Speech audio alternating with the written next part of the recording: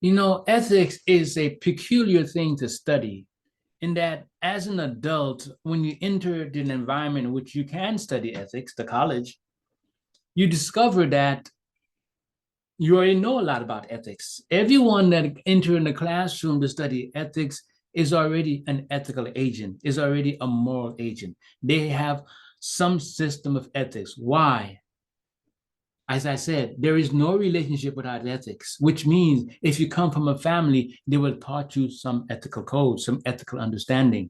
And then as you interact with students in your high school and your siblings, you would realize there's certain rules of behavior is expected. And automatically you grow up with a moral consciousness, with an ethical consciousness, no matter how diverse it is.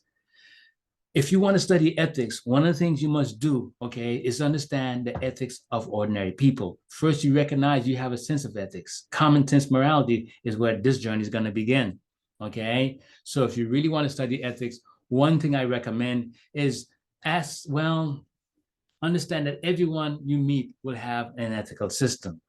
So in this section here, what I want to do is honor some of these insights people have. We're going to be putting in vocabulary, technical words to truth that everyone really believe in.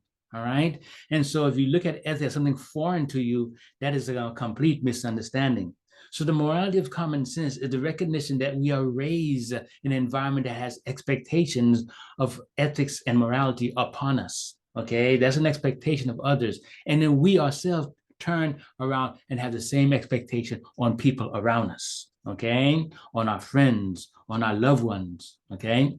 So before we begin the big study, let us refine our general understanding, all right. And what does this understanding look like? People in general believe that moral values are important. People think that others should be truthful, others should be honest, okay. People, when I grew up, okay, and probably you are the same, all right, we were told that be a good person. It's good for you to share your toys. I'm still fighting that one, okay. That morality is somehow beneficial to you. You know, you're a better human being if you're moral. This is the kind of things we're told. This is the common sense understanding, all right.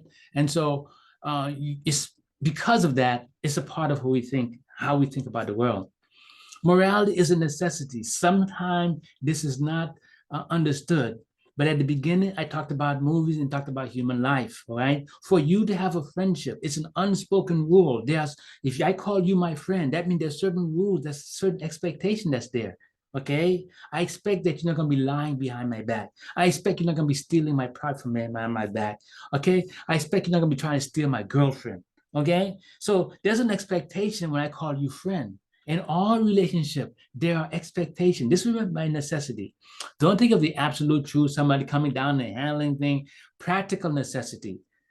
Think about it. You know, when you call someone a friend or best friend, oh man, you're a BFF, forget about it. You know, you walk on water, you're BFF. All right. Now, the idea of being personal, what is that about? Because morality is a choice. You see, even though I'm your friend, you're my friend, I know I'm not supposed to steal from you. I know it. But still, you have so much good stuff, man. You won't miss that. You won't miss the iPad. You know, we'll say someone else steal. You go buy another one. Okay. You see, morality is a choice. It still has to be personal. Although we understand the rules, the fact it is still a personal, still a personal quest. All right. It's a choice.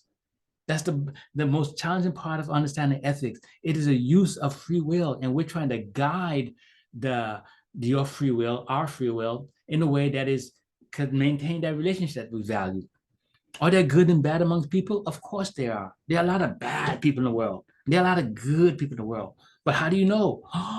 The simple understanding is that someone is bad, they're always bad. Good, they're always good. This is understanding is not true. That's not the way the world works. If what I talked about it being a choice, it means when we call someone bad, it's just someone that regularly choose to do bad things. There's nothing absolute about that. Someone is good is someone regularly choose to do good acts, acts we consider to be praiseworthy. It maintains the social order and things like that. All right. So the label is only a name that labels somebody who typically makes certain choices. There are no absolutely good people and absolutely bad people, because if you are like that, you're either a robot or a robot because you're not human. Human has that free will. So good and bad is a relative concept. We should apply very cautiously to people when we can make a long analysis of how often they do certain things. Moral judgments are real. When we often hear that morality is opinion and things of that nature, but when we judge someone for having stolen our property and it hurts, we're not having a mere opinion, we're feeling pain. And that in that objective pain that we're feeling, we say that is wrong.